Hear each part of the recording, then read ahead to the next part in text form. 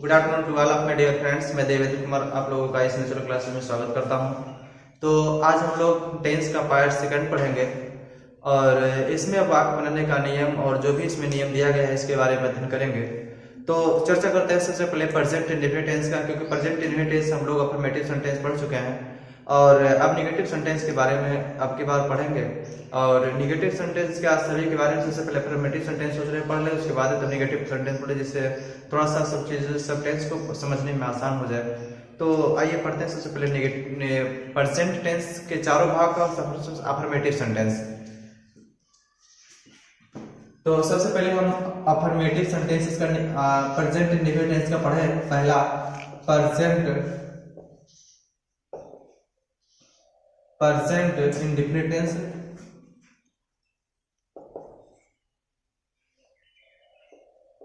Indefinite tense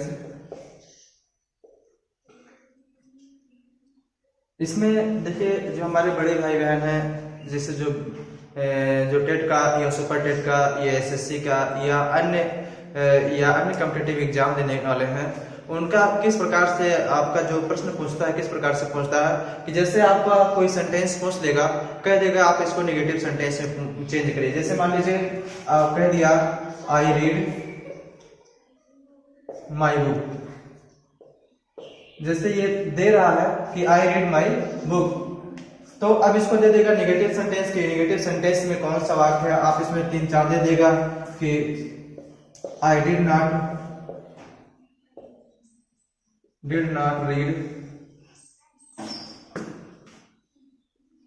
read my book, या देगा दूसरा I was not read my book, या I am not read my book, या चौथा पूछ लेगा I do not read my book. ये ऐसे आपसे पूछेगा कि आई रीड माई बुक, इसका नेगेटिव सेंटेंस पूछ लेगा कि इसका नेगेटिव सेंटेंस कौन सा इसमें सही है। तो अब जब तक हम टेंस का पहचान या टेंस में वाक्य बनाने का नियम नहीं जानेंगे, टेंस की सहायक क्रिया नहीं जानेंगे कि टेंस किस प्रकार से अफर्मेटिव से नेगेटिव में ट्रांसलेट किस प्रकार से किया जाता है, तब तक हमको थोड़ा सा इसको दिक्कत हो भी करेगा इसको ट्रांसलेट करने में, नेगेटिव सेंटेंस में ट्रांसलेट करने के लिए। लेकिन जब हम इसके बारे में सब चीज जानेंगे कि किस प्रकार से इसका नेगेटिव सेंटेंस ट्रांसलेट किया जाता है और इसमें नेगेटिव सेंटेंस में आपका सहायक क्रिया क्या है और किस प्रकार इसमें मेन वर्ब का फर्स्ट फॉर्म लगेगा, सेकंड फॉर्म लगेगा, कौन सा फॉर्म लगेगा, तब तक इसका सुचारू रूप से हम इसका नेगेटिव सेंटेंस नहीं चेंज कर सकते हैं। तो इसे लिखा आई रीड माई बुक, इसका नेगेटिव सेंटेंस तो आई do not read my book ये हो जाएगा। तो इस प्रकार से जो जितने भी हमारे जो कंपटीशन पेपर वाले बच्चे हैं भाई बहन हैं, तो उनके लिए इस प्रकार से क्वेश्चन पूछा जाता है। ऐसा नहीं कि टेंस बहुत ही सामान्य तरीके से पढ़ा जा सकता है, बहुत ही मतलब इतना इम्पोर्टेंट नहीं होता है। मीन्स कहने का मतलब यह है कि टेंस भी एक बहुत ही इम्पोर्टेंट हिस्सा है। जो इंग्लिश ग्रामर है, इंग्लिश ग्रामर का एक बहुत ही इम्पोर्टेंट हिस्सा है। आप तो जानते हैं कि जैसे बिना टेंस के आप किसी काम को मतलब किसी चीज को ट्रांसलेट करना सुचारू रूप से नहीं कर सकते हैं। तो इस प्रकार से टेंस सबके लिए, चाहे छोटे हों चाहे बड़े हों, चाहे कंपटीशन वाले हों या कोई भी बच्चे हो, जितने भी बच्चे हैं जितने भी स्टूडेंट हैं सभी के लिए जो है tense means it is very necessary for everyone. Means यह सभी के लिए बहुत ही आवश्यक है कि टेंस सबको आना अनिवार्य होता है। तो अब इसके बारे में बारी बारी देखेंगे कि अब इस प्रकार से पूछा जाता है क्वेश्चन। तो पहला हम बताएं कि नेगेटिव सेंटेंस में कुछ नेगेटिव सेंटेंस इसमें सेंटेंस देखेंगे। तो थोड़ा थोड़ा में देखेंगे कि जैसे नेगेटिव सेंटेंस होता है, नेगेटिव सेंटेंस इसके मीन्स होता है नकारात्मक वाक्य,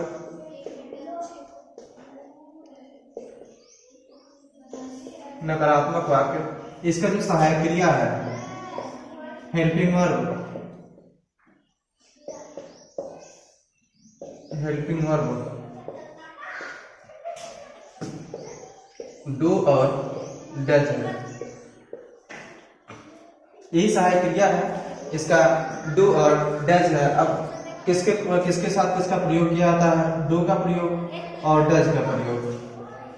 डू का प्रयोग आप जिसके साथ मीन्स कहने मतलब जिसके साथ केवल मेन वर्ब का फर्स्ट फॉर्म प्रयोग करने के लिए हम बताए थे पीछे कि एक वचन कर्ता के साथ तो यस अथवा यस का प्रयोग बताए थे, लेकिन जो बहुवचन करता थे जितने भी उसके साथ केवल मेन वर्ब का फर्स्ट फॉर्म बताए थे, उसमें यस अथवा यस का प्रयोग करने से मीन्स से बताया था कि उसमें यस अथवा यस का प्रयोग नहीं करना है। तो जिसके साथ यस अथवा यस का प्रयोग नहीं करना था उसी के साथ हमको यस अथवा इसमें उसी के साथ हमको डू का प्रयोग करना हो, जिसके साथ यस अथवा यस का हम प्रयोग बताए थे करने के लिए उसी के साथ हमको डज का प्रयोग करना है। तो देखते हैं बहुवचन करता है जितने भी है, बहुवचन करता है जितने भी हैं, I, we, they, you, are, any group, सबके साथ आपको डू का प्रयोग करना है। और जितने भी एक वचन करता है जैसे he, she, it, or, any name,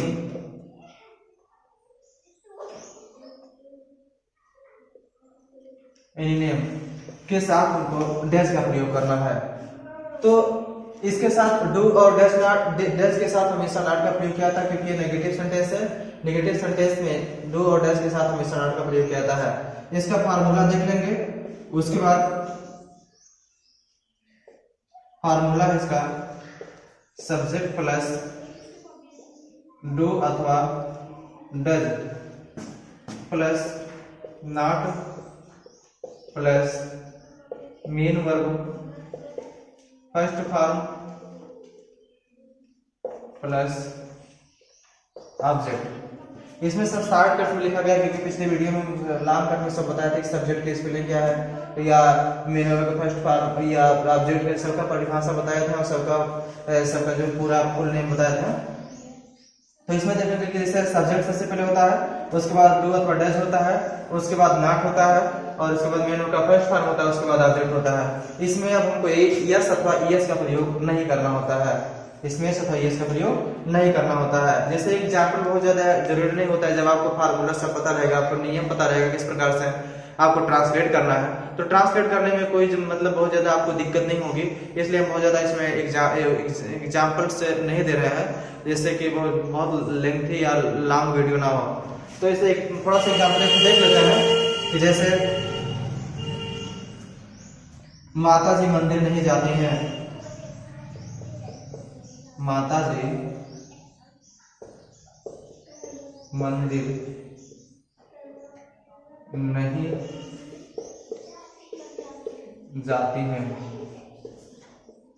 तो इसका अब देखें नहीं जाती है प्रेजेंट इंडिफिनिट का नेगेटिव सेंटेंस है, तो नहीं जाती है माता जी एक सिंगल नंबर सब्जेक्ट हो गई है, तो इसमें लिखा जाएगा mother ji, mother ji does not go to temple.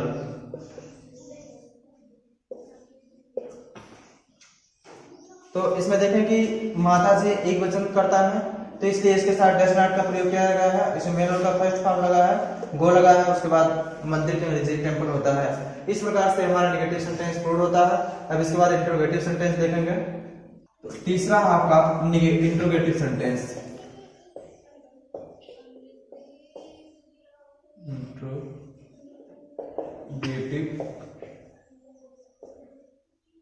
Sentence इसमें है प्रश्नवाचक वाक्य। अब इसमें देखिए कि प्रश्नवाचक वाक्य, अब प्रश्नवाचक वाक्य दो तरीके से पूछा जाता है। एक तो होता है यस और नो वाला, जैसे कि कोई पूछा है कि आप ये काम करते हो, क्या आप खाना खाते हो, क्या आप हंसते हो रोते हो, मीन्स क्या पूछ करके। एक तो आता है कि क्वेश्चन वर्ड बीच में दिया होता है कि आप क्यों कर रहे हैं ऐसा, काहे जा रहे हैं, क्यों कर रहे हैं, तुम क्यों गीत गा रहे हो, तुम क्यों खाना खा रहे हो। इस प्रकार से दो तरीके का वाक्य होता है। तो किस प्रकार से ट्रांसलेट किया जाता है तो इसके बारे में समझते हैं। तो सबसे पहले जिसमें अगर आता है कि वाक्य के पहले क्या शब्द आता है, यदि वाक्य के पहले क्या शब्द आता है, क्या शब्द है, तो उसके लिए हमको सबसे पहले हेल्पिंग वर्ब का प्रयोग करना होता है, हेल्पिंग वर्ब का प्रयोग करना होता है।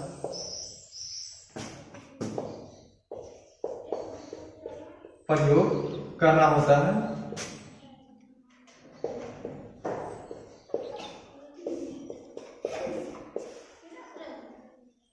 वो भी वाक्य के पहले, जैसे आपको मिला कहीं कि क्या तुम पढ़ते हो,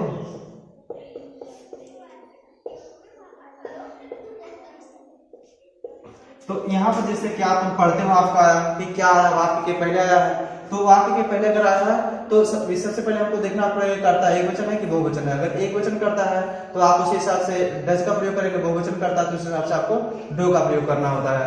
तो सबसे पहले देखेंगे कि इसका सहायक क्रिया देखेंगे कि डू और डज है। अब यहाँ सब्जेक्ट देखेंगे, सब्जेक्ट तुम है, मीन्स सब्जेक्ट जो है बहुवचन का करता है तो इसमें हम इसके साथ डू का प्रयोग करेंगे। तो वाक्य के पहले वो चीज करना है, वाक्य के पहले जैसे आपको लिखना पड़ेगा डू, वाक्य के पहले, उसके बाद आपको सहायक क्रिया लगेगा, सॉरी उसके बाद आपको कर्ता देना है, मीन्स लिखना है। उसके बाद डू यू पढ़ते हो, डू यू स्टडी और रीड, डू यू रीड, अंत में क्वेश्चन मार्क लगता है इसमें।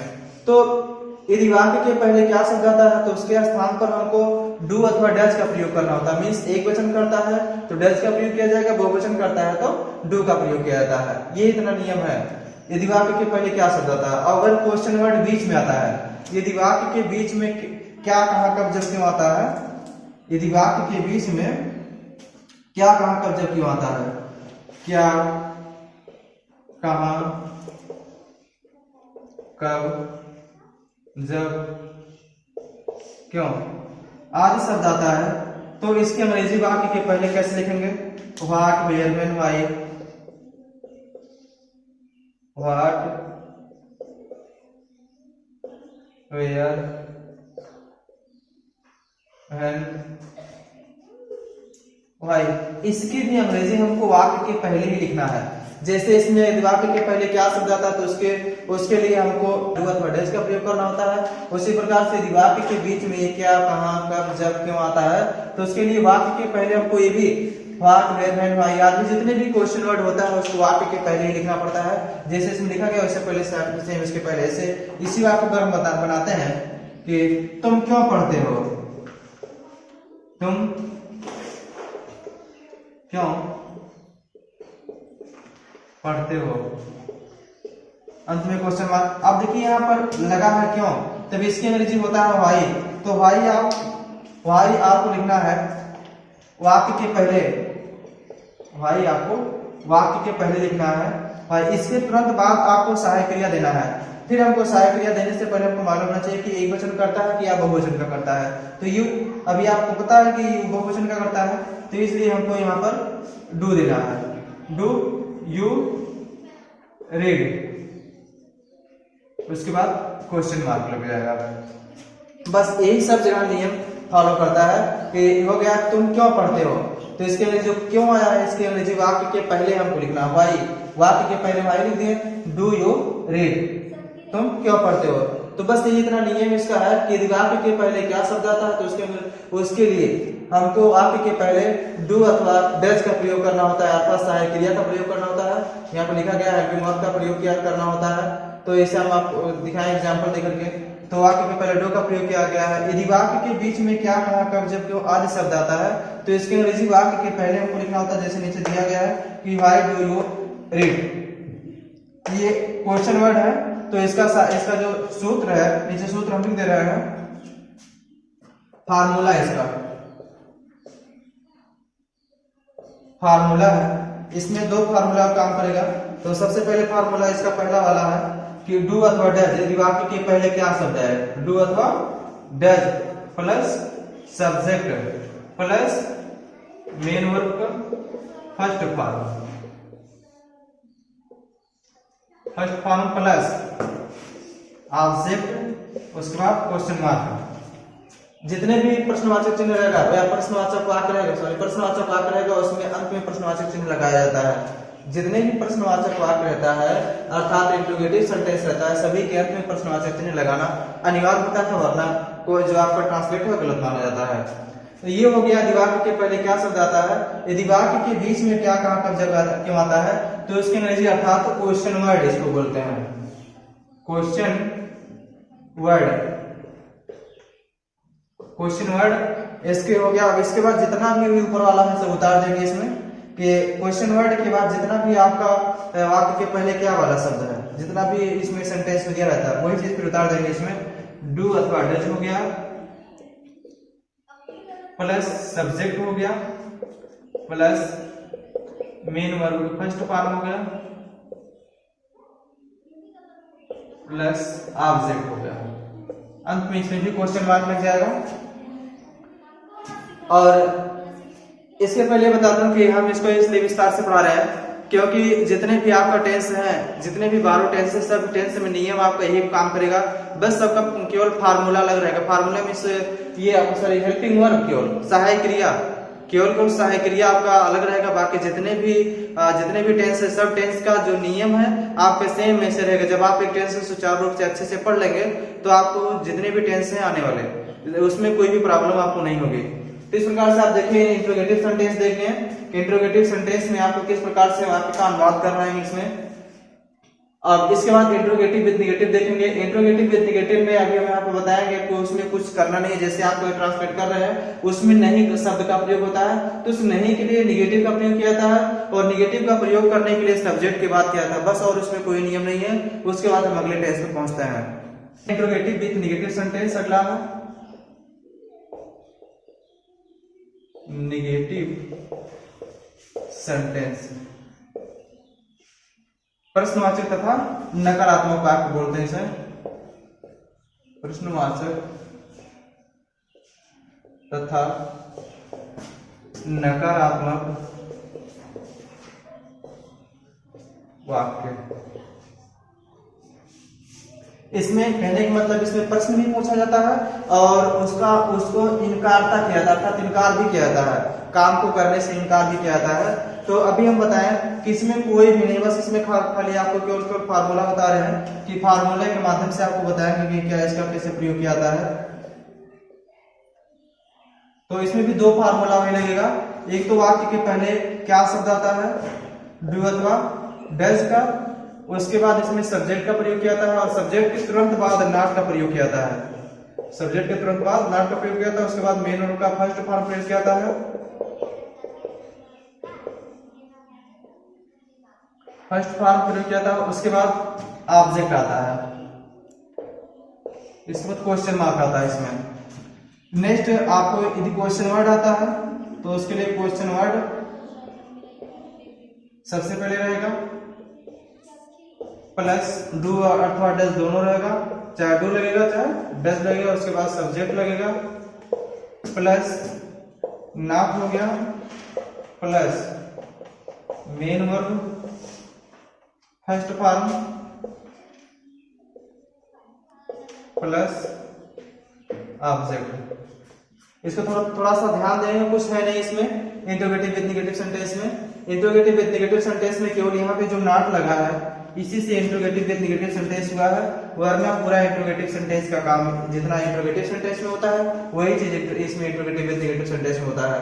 कि यदि वाक्य के पहले क्या शब्द आता है तो उसके लिए डू अथवा डज का प्रयोग किया जाता है, तो उसके बाद सब्जेक्ट का, और इंट्रोगेटिव विद नेगेटिव में नॉट का प्रयोग किया जाता है सब्जेक्ट के बाद। उसके बाद आपको वही मेन वर्ब का फर्स्ट फॉर्म, ऑब्जेक्ट और क्वेश्चन मार्क अंत में। इंट्रोगेटिव और इंट्रोगेटिव विद नेगेटिव सेंटेंस में जो वाक्य होता है उसके अंत में प्रश्नवाचक चिन्ह लगाना जरूरी होता है या अनिवार्य होता है। उसके बाद क्वेश्चन वर्ड है, प्रश्नवाचक शब्द जो हमारा रहता है, इस वाक्य के बीच में क्या कहा कर जब आदि शब्द आता है तो उसके अंग्रेजी वाक्य के पहले लिखते हैं। उसके बाद डू अथवा डज हो गया, उसके बाद सब्जेक्ट हो गया, फिर इसमें भी नॉट का प्रयोग किया जाएगा, उसका मेन वर्ब का फर्स्ट फॉर्म, उसके बाद ऑब्जेक्ट हो गया, क्वेश्चन मार्क हो गया। बस इसी के साथ ये जो है इंट्रोगेटिव और इंट्रोगेटिव समाप्त होता है। बहुत ज्यादा इसमें किसने कोई जरूरत नहीं है, आप ट्रांसलेट करके खुद देख लेंगे कि बहुत ही आसान लगेगा आपको। अब अगला टेंस पाएंगे, उसमें आपको केवल नियम बताएंगे, बाकी जितने भी फार्मूला आपके हैं, जिस प्रकार से फार्मूला इसमें प्रयोग किया गया सेम वही फार्मूला से प्रयोग किया जाएगा। केवल इसमें जो आपका सहायक क्रिया है, आपका डू डज रहेगा, उसका जो टेंस रहेगा उसी प्रकार से आपका सहायक क्रिया रहेगा, और कोई परिवर्तन किसी में नहीं रहता है। अब अगला टेंस देखेंगे। तो अब हम इस प्रकार से आप कंटीन्यूअस टेंस पढ़ेंगे, प्रेजेंट कंटीन्यूअस टेंस पढ़ेंगे।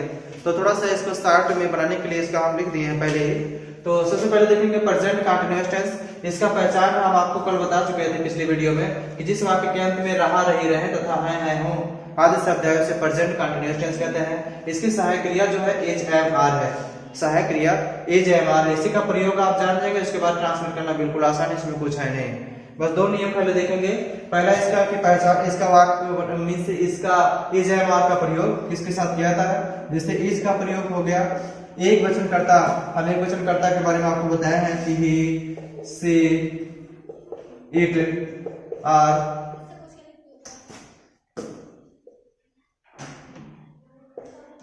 एनी,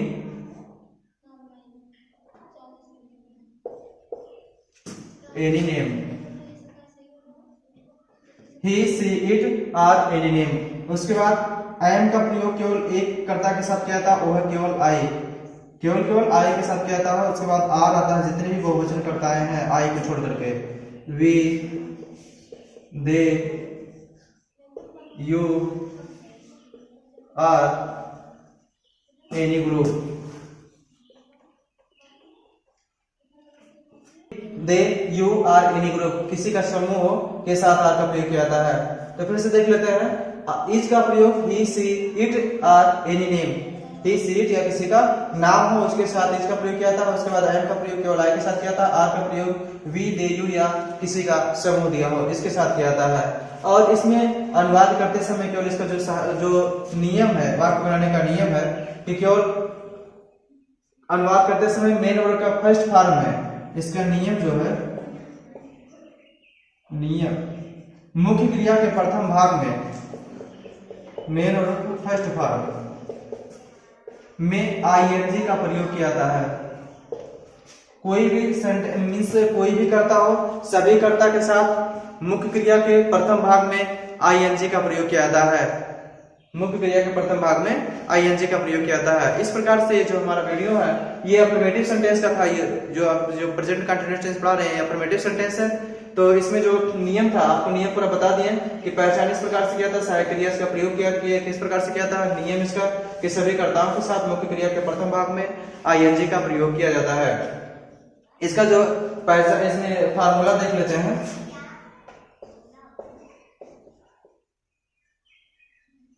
फार्मूला इसका है subject plus helping verb means is, am, are plus main verb first form plus ING plus object. जैसे कि आप अफर्मेटिव सेंटेंस में अफर्मेटिव सेंटेंस का ट्रांसलेट करने के लिए बताया गया, सेम वही तरीका है और कुछ अंतर इसमें नहीं है कि सब्जेक्ट हो गया, सहायक क्रिया हो गया, मेन वर्ब का फर्स्ट फॉर्म इसमें आईएनजी जुड़ रहा है, इसका सहायक क्रिया अलग है, इसका आईएनजी इसमें जुड़ रहा है। तो जिस टेंस का जो नियम रहेगा उसी टेंस के अनुसार किया जाएगा। बाकी जितने भी फार्मूले हैं सब ये प्रेजेंट इंडिकेटिव टेंस का affirmative sentence, negative sentence, integrative sentence, integrative with negative sentence same उसी प्रकार से सबका अनुवाद किया जाएगा, केवल सहायक क्रियाएं सबका अलग अलग रहेगा। तो इस प्रकार से ये इस पे आप कोई भी ट्रांसलेट रहेगा आप रखेंगे इस फार्मूले पर तो आपको पूरा ट्रांसलेट हो जाएगा। तो अब हमने इसके बारे में पूरा जानकारी देख लिया। अब आप लोग इसका जो नेगेटिव सेंटेंस और इंटरोगेटिव सेंटेंस है और इंटरोगेटिव विद नेगेटिव सेंटेंस है और उसमें से कोई भी ट्रांसलेट आप करके देखिएगा, अगर नहीं आएगा फिर हम इसके बारे में अगले वीडियो में बताएंगे। और इसके पहले अगर आप लोग जो भी भाई बहन या जो भी फ्रेंड्स हमारे पिछला वीडियो इसका टेंस का नहीं देखे हैं या केस का नहीं देखे हैं वो लोग पिछला वीडियो देख लेंगे तो ये थोड़ा सा समझने में और आप लोग को आसान हो जाएगा। तो इस प्रकार से आज का वीडियो यहीं पर समाप्त होता है। और जिन भाई बहनों को अगर कोई दिक्कत होती होगी वो कमेंट के माध्यम से जरूर बताएंगे और वीडियो को शेयर करना और लाइक करना बिल्कुल नहीं भूलेंगे। और आप लोगों से यही बस उम्मीद है कि अगर कोई समस्या रहेगी तो जरूर आप लोग बताइएगा, वो के माध्यम से जरूर बताइएगा। Thank you so much watching the video.